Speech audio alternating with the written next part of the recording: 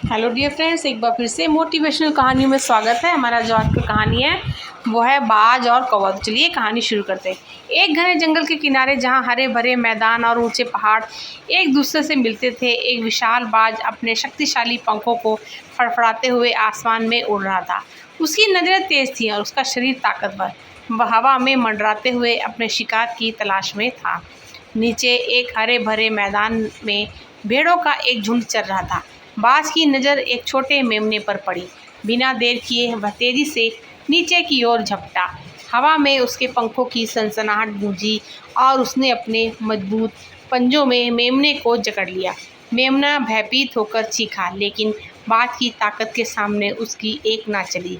बाज ने मेमने को उठाया और अपने ऊंचे घोंसले की ओर उड़ गया, जहां उसके बच्चे भूखे इंतजार कर रहे थे। यह सारा दृश्य एक कौवे ने देखा, जो पास ही एक पुराने बरगद के पेड़ की टहनी पर बैठा था। कौवा बड़ा चालाक माना जाता था, लेकिन उसका मन उस दिन कुछ ज़्यादा ही उछल रहा था। उसने बाज की ताकत और उसकी शानदार उड़ान को देखा और उसके मन में एक अजीब सा विचार कौंधा। मैं भी तो बाज जितना बड़ा हूँ, उसने सोचा। मेरे पंख भी मजबूत हैं और मेरी चोंच भी तेज है। अगर बाज एक मेमना उठा सकता है तो मैं क्यों नहीं, मैं भी ऐसा कर सकता हूँ। कौवे का अहंकार उसके दिमाग पर हावी हो गया और उसने फैसला कर लिया कि वह भी बाज की तरह कुछ बड़ा काम करके दिखाएगा। कौवे ने अपनी नज़रें मैदान में चल रही भेड़ों पर दौड़ाई। उसकी नज़र एक बड़े मोटे मेढ़े पर जा पड़ी, जो झुंड से थोड़ा अलग चल रहा था। मेढ़े का शरीर विशाल था और उसकी ऊन मोटी और घनी थी। कौवे ने सोचा, यही मेरा शिकार होगा। मैं इसे उठाकर सबको दिखा दूंगा कि मैं बाज से कम नहीं हूँ। उसने अपने पंख फड़फड़ाए और जोर से चिल्लाते हुए तेजी से मेढ़े की ओर झपटा। हवा में उसके पंखों की सनसनाहट गूंजी और वह पूरे जोश के साथ मेढ़े की पीठ पर जा गिरा।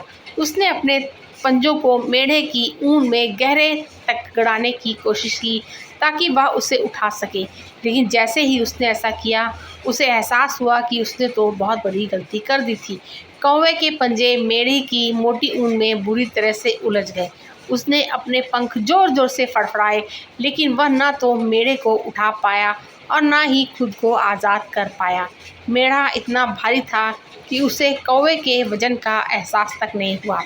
वह आराम से चढ़ता रहा, जैसे कि कुछ हुआ ही न हो। कौवा अब फंस चुका था।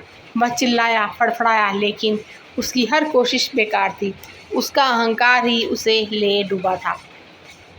पास ही खेत में काम कर रहे एक चरवाहा था, जो ये सब देख रहा था। उसने कौवे की मूर्खता को तुरंत समझ लिया। वह तेजी से दौड़ा और फड़फड़ाते हुए कौवे को पकड़ लिया। कौवे ने बचने की बहुत कोशिश की, लेकिन चरवाहे की मजबूत पकड़ के सामने उसकी एक ना चली। चरवाहे ने कौवे को उठाया और उसकी मूर्खता पर हंसते हुए उसके पंख काट दिए, ताकि वह दोबारा ऐसी हरकत ना कर सके। उसने कौवे को एक छोटे से पिंजरे में डाल दिया और सोचा कि वह इसे अपने बच्चों को देगा। शाम को जब चरवाहा अपने घर लौटा, उसने पिंजरे में बंद कौवे को अपने बच्चों के सामने रखा। बच्चे कौवे को देखकर उत्साहित हो गए। उन्होंने कभी ऐसा पक्षी नहीं देखा था जो इतना अजीब ढंग से चिल्ला रहा था। पिताजी, ये क्या है? एक बच्चे ने हंसते हुए पूछा। ये कितना अजीब पक्षी है।